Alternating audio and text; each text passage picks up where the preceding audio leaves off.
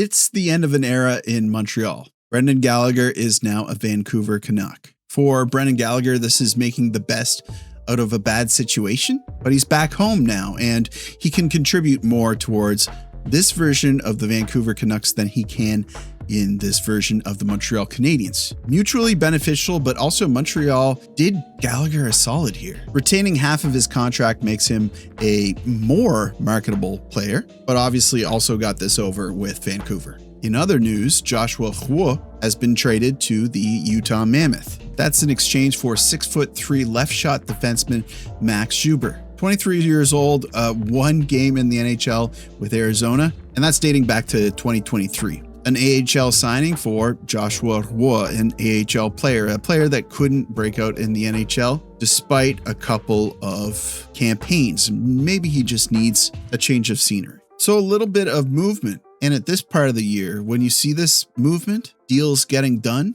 I believe it's in preparation for something bigger. Let's talk about it.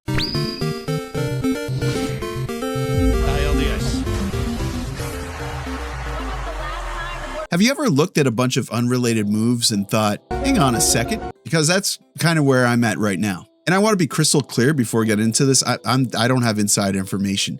I call Ken Hughes all the time. He won't return my calls. This isn't a leak. I'm making an educated guess. And that guess is that obviously Montreal is setting the table to make a massive trade here. And I believe it's one that secures Kirill Marchenko. But I want to tell you why I think that that's happening and how it's all playing out. Before I do that, here's a word from our sponsor. Holy smokes, look at this. 1 of 1 Connor McDavid? Current bid $60,000? What's the limit on my credit card again? This is more realistic. 2 days left on the Schaefer Auto jersey from the extended series. $5,000, no brainer. Seriously though, if you love collecting hockey cards, you have to check out Slab Sharks. They've got everything. It doesn't have to be a grail. Have you gotten your Demidov Young Gun yet? Slab Sharks have them in spades, and look at this, a clear cut currently at $203. If you're just looking to get a bargain rookie card for Demidov, you can get one for like $4. Personally, I love the quality and look of these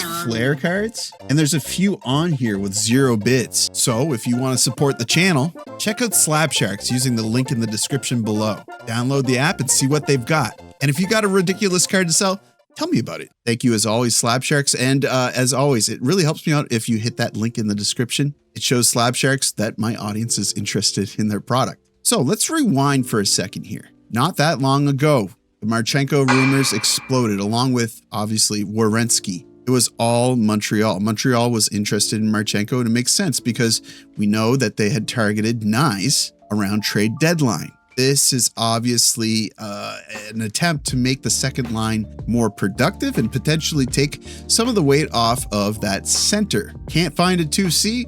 Well, insulate them. Well, insulate them. Then Utah popped up briefly, very briefly, as another interested team. Then we started hearing something really interesting. Reports suggested that Montreal's offer was significant. Some even described it as borderline insane. An incredibly aggressive package. Fast forward to today, Elliot Friedman essentially confirmed what most of us already believed. What do you think Kent Hughes' first trade of the summer will be, according to the information you have? If he had his wish, I think they would love to get a guy like Marchenko. I heard they had a crazy offer for Marchenko yesterday. I don't know what it was, but it's interesting because I had one person say to me it was a really good offer and another person say to me, it wasn't that good. It was good, but it wasn't crazy. So it's always in the eye of the beholder. I don't know what it is, and the Canadiens will work hard to protect that. The one thing about the Canadiens is I think you have to trust is these two guys, they look like they have a plan, right? And if something doesn't happen, I think right now they've earned the benefit of the doubt where you say, what else are they thinking about?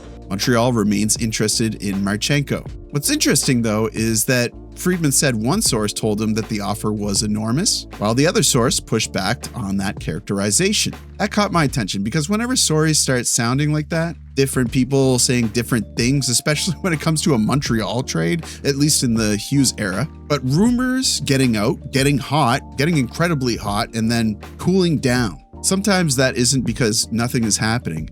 Sometimes That's because something already has happened. Think about it. If a deal is close or even agreed to in principle, you don't necessarily want it dominating headlines every day. You let it air out, you let everybody take care of business while they still have time to finish it. And Montreal had plenty of business to finish. Baby Doc gets qualified, Xhekaj gets qualified, Bolduc gets qualified. Although it isn't a Montreal trade, it might be a trade facilitated with special knowledge. Joshua Roy gets moved for a left shot defenseman. Then comes the biggest domino. Brendan Gallagher gets traded to Vancouver. The Canadiens retain 50%. The move obviously is emotional, deserves some time in the sun. It allowed fans to get their praises out for Gallagher, say their goodbyes, and it gave Montreal room to maneuver. I like the move. It allowed Gallagher to return home to Vancouver where fans can celebrate everything he meant to Montreal instead of seeing him quietly disappear into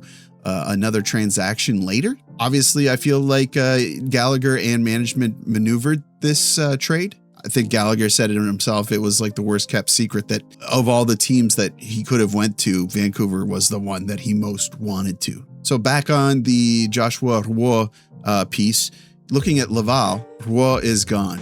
William Trudeau is gone. Montreal acquires Max Zuber from Utah. To me, that feels like a replacement, which immediately made me think of Adam Engstrom. So further to Trudeau leaving, Engstrom and Trudeau. Engstrom and Trudeau leaving on the left side. That leaves a little bit of a hole. And I really, really like Engstrom as a prospect. It's just the path feels very murky right now on the left side. Montreal is stacking assets for a blockbuster like this, like something like this. He's exactly the type of prospect another organization would ask for and somebody that, will get their shot into a different market. He's valuable.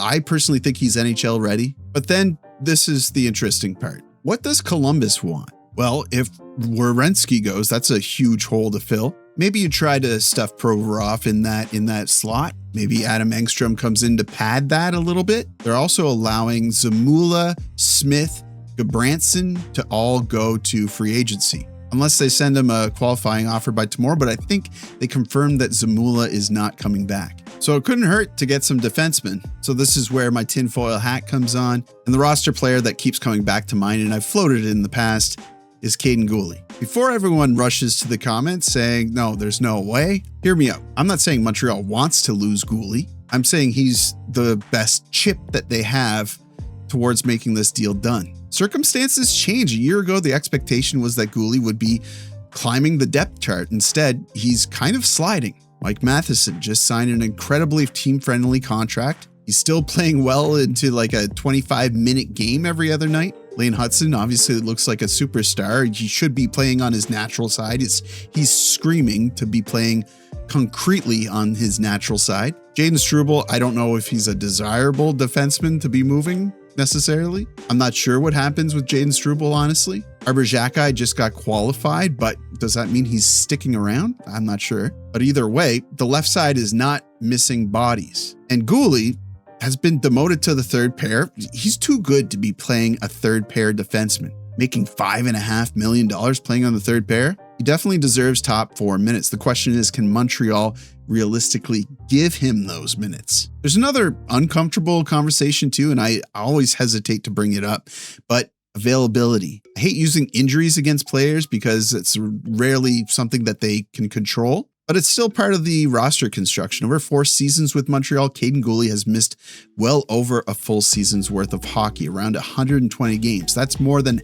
half the games he's played in the NHL. A lot of these injuries, I definitely think they are real injuries, obviously. But a couple of times there during the season, he just took like a night off, maybe 1 or 2 nights off. I mean, if you're not feeling good, don't play, but there's guys every season, 82 games. They're out there every night. If they have a little bit of the sniffles, they get out there. I know that this is so hypocritical for me to say because I'm totally not like this in like a typical job, but that's why you're getting paid the big bucks. And if another organization considers Guhle a cornerstone defenseman, hey, time to cash in. And how about forwards? Well, Marchment is moving on. Looks like Jenner's not getting an offer. And there's also Heinen. So what about Oliver Kapanen? It's starting to smell like the Dobson trade a little bit. Montreal took Emil Heineman and made him into a real NHL caliber player. Then they traded him. Oliver Kapanen, coming off a great Calder season. He was leading in goals there for quite a while.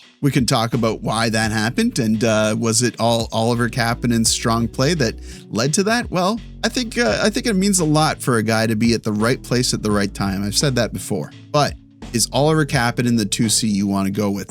I think that the overwhelming reaction from the fan base has been no, and showing from the management group, it's also no. But does Montreal just have, an extra center laying around? Someone who could fill in for Veleno, who didn't get re-signed? Somebody who could fill in for Kapanen if they choose to move him? Well, there's Owen Beck, so they got Suzuki, Newhook, Doc, although Doc, I don't know if they qualified him in order to trade him as well. Jake Evans, Dano, Beck. Yeah, so like 6 centers. Obviously, there's individuals in Laval that they could call up in a pinch. And maybe they even try swinging somebody from free agency. I don't know. Either way, it's not something that worries me. And I think if you have the opportunity to go out and get someone like Marchenko, you make it happen. On defense, yeah, it would look really good if Montreal was able to find someone to pair with Lane Hudson. Is that David Reinbacher this season? This season's really early, considering his development so far and how far he's been pushed back. I don't know. That scares me a little bit. But then does moving Gallagher help create the space to acquire a right-handed, right shot D? Does Doc help facilitate that move? Does Montembeault get moved as well? You could make it happen. It's tight. It's not leaving yourself open to much space at the deadline, but it's possible. And now's the time to do it. I'm telling you, it's only going to get more expensive from here on out. The league is expanding. The cap is rising. Percentages are going to go up, up. And special players who, achieve over 60 points every season, they're going to be the rarest commodity of them all. And they're going to garner extra salary. So if you're out there looking for a top 6 player, do it now. So that's where I land. I think that the Canadiens have spent the last little while quietly arranging the chessboard. Every move recently feels like it's connected, not because any one move screams Marchenko, but because together they create flexibility, they create cap space, roster openings, create trade chips. And if you ask me, it feels like less preparation for a trade and more like preparation for this trade. Now, could I be completely wrong? Absolutely. Or could something fall through? For sure. Maybe nothing happens. Maybe tomorrow Werenski says that he's changed his mind and everything's hunky-dory over in Columbus land. But just talking about this, just the thought of having a strong second line, at least on the wings, it really excites me. I hope you're excited too. I hope you stuck around for that whole spiel. But if you asked me today to make one prediction about the Montreal Canadiens, if you asked me to make one educated guess, it would be that the framework for this deal already completed. I'd say both teams know what the deal is, and I think that they're just waiting for the right moment to do it. What do you think? Well, you get your tinfoil hat on. Let me know what you think in the comments. Do I need to get my head out of the tinfoil? Do you think that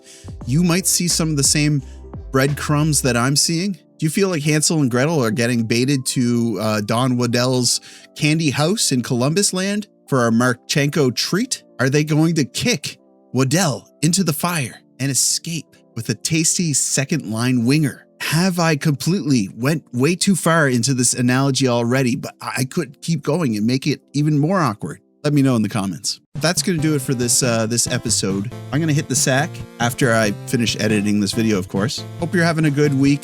Canada Day on Wednesday. That's going to be fun. Looking forward to it.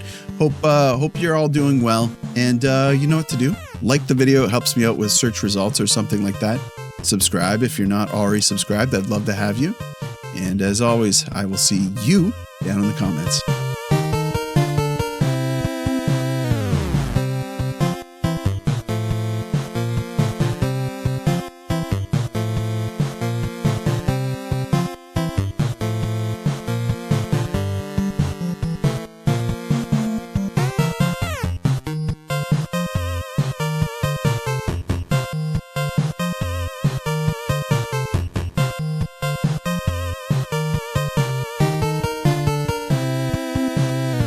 club